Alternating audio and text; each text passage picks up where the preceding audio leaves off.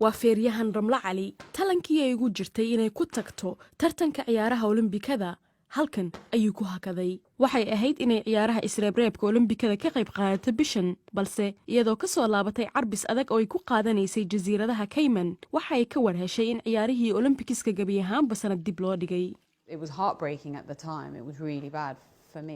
waqti adag ayay ahayd oo aad iigu adkayd aniga ahaan maxaa yeelay lacag fara badan ayaan gelinayaa tababar dheer oo adag kadibna wax walba way istaageen si fiican ayaan u fahmi karaa go'aanka lagu badbaadinayo ciyaaryahanada 100% waa sax laakiin xaqiiqdu waa mid qalbiga ka jibinaysa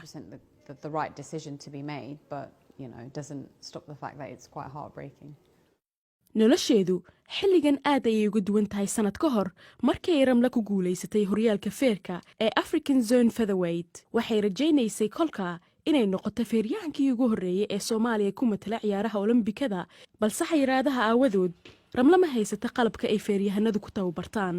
waxayna 2 jeer ku jimacsataa maalin kasta mashiinkan bushkuleetiga ah ardaaga gurigeeda dhexdiisa.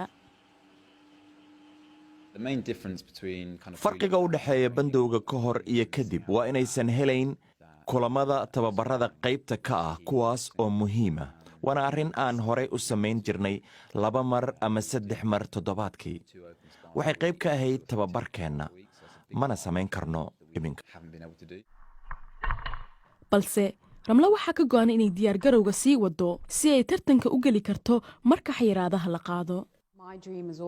riyadaydu markasta waxay ahayd inaan ka qayb galo Olombikada marka haddii dib loo dhigo 2 bil weli waan aadi lahaa haddase sanad ayaa dib loo dhigay waxaana iga go'an inaan isreebreebka galo sanadka dambe marka waqtigaas la gaaro inkastoo ay sooman tahay maadaama lagu jiro Ramadaan haddana tababarkeedu waa ay sii wadaa waxay ila tahay waa ciyaar maskaxeed haddii aad niyad ahaan doonayso inaad tababar qaadato maalinka waad samayn kartaa. Ramla ayaa sidoo kale ah gabar dharka xayeysiisa bandowga ka hor lacagaha ay ka hesho xayeysiinta dharka ayay isaga dhiibi jirtay kharashaadka ay u baahan tahay inay ku gaarto ciyaaraha Olympics-ka dhanka kale Ramla ayaa kala shaqaysa hay'adda UNICEF mashruucyo ay ku bixiyaan cashiro ah sida qofka naftiisa uu difaaci karo kuwaasoo gabi ahaanba la joojiyay. waxaan dhammaanteenba la wada qabsanay isbedelada ay sababeen xayiraadaha iyo bandowyada. Ramla Cali ayay iyana la soo gudboonaadeen isbedeladaasi waxay goobtan gawaarida lagu xareystay dhexdiisa ugu tababaranaysaa ciyaaraha Olombikada iyadoo howlaheeda samafalkana ay gabi ahaanba hadda ku sameynaysa barta internetka dhexdiisa. Ramla waxay qoyskeedu ka soo qaxeen dagaaladii Soomaaliya inkastuu fayraskan corona uu carqaladaynay riyadeeda Ramla waa gabadha feeryahanada muslimadda ah ee ugu horeyso ee ku guuleysata tartamo feer UK dhexdiisa waxayna weligeed baastaan dhiirigelin u ahaan doontaa dadka soo galootiga ah oo dhan dalkan UK.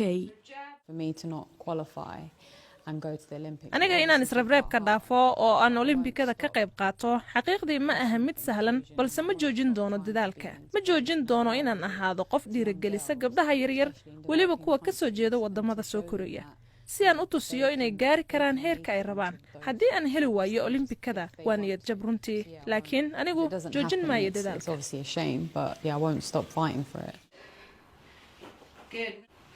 Good. That's it. Don't drop off.